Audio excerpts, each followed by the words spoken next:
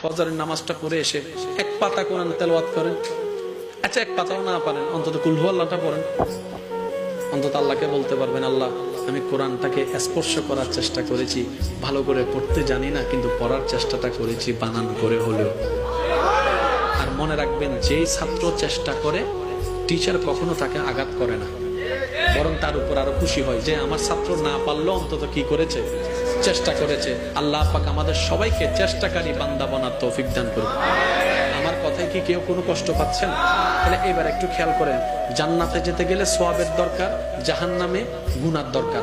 আমার জীবনে গুনাহ বেশি, আপনারাও স্বীকার করেছেন আপনাদের জীবনে সওয়াবের তুলনায় কি বেশি, গুনাহ বেশি। তাহলে আমাদের টার্গেট তো পূরণ হচ্ছে না।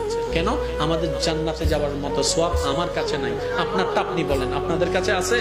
নাই। কারণ আমরা একটা ভালো কাজ করলে 10টা খারাপ কাজ করি, এক ওয়াক্ত নামাজ পড়লে 10 বার মানুষের নামে বদনাম করি, একবার মানুষকে সাহায্য করলে পুরো এলাকায় সেটা বলে বলে বেড়াই, তাকে কোটা দেওয়ার চেষ্টা করি।